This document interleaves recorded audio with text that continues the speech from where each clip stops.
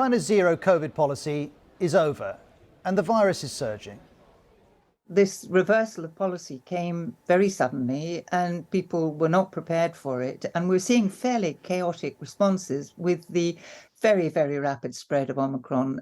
China's chief epidemiologist is warning this is the first of 3 waves. One doctor quoted by state media calls this a pandemic tsunami. And establishing how big this outbreak isn't easy. Official statistics note 16 COVID deaths in the last month, but there's scepticism about these figures.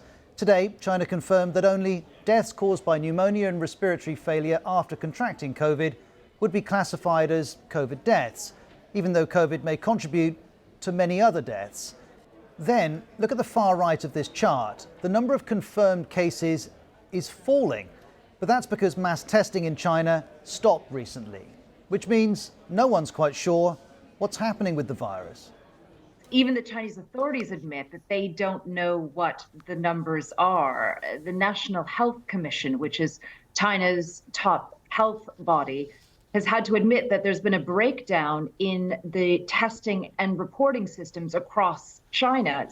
There are, though, ways that we can build up a picture of this surge. The BBC's team in Beijing filmed this queue outside a health clinic and filmed this queue outside a pharmacy.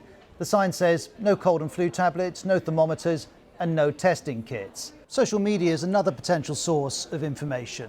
By cross-referencing with other images posted online, the BBC has verified this video, which shows overcrowding at a children's hospital in northern China. We're seeing lots of other videos too, appearing to show hospitals under pressure. But these are difficult to verify. There are restrictions on Chinese social media platforms that stop people from being able to post freely, and therefore it can be difficult to get an accurate assessment of what's happening on the ground. Social media is one source, news agencies are another. Reuters reports that in Beijing, the local emergency hotline has been overwhelmed by over 30,000 calls per day. Reuters also filmed these queues of vehicles outside a crematorium, though it's not clear if this is caused by COVID. Or in Guangzhou, a crematorium worker told the AFP news agency it's 3 or 4 times busier than in previous years. As well as news agencies, we can follow official statements too, such as this in Beijing. Medical supplies in the city and treatment resources are under increasing pressure due to the rapid spread of the epidemic and the continuously rising number of patients with fever. On state TV, we're seeing a door-to-door vaccination drive targeting elderly people. And there are updates from local government too. For example, one district of Changsha says people are reminded not to go to the hospital unless it's necessary. Or there's the city of Zhejiang, where we're told the number of visits to emergency and fever clinics continues to rise. And all of this adds further strain to the health service. There's a very serious problem with overcrowding in terms of the pressure on emergency rooms and pressure on hospital wards. And this is still at an early stage in the nationwide exit wave. One example of this pressure comes from the BBC's Kerry Allen, who reports that in Guangzhou, retired medical workers have returned as there's a shortage of medical personnel.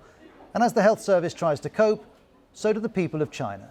My entire family have fallen ill and are trying to get better at home, but everyone is free to go outside now, which I think has made life easier. People can go outside, but many are choosing not to, either because they have the virus or because they want to avoid it, which is something that China's been trying to do for 3 years. Now, though, COVID is spreading freely, and China's vaccines and its health service are being severely tested.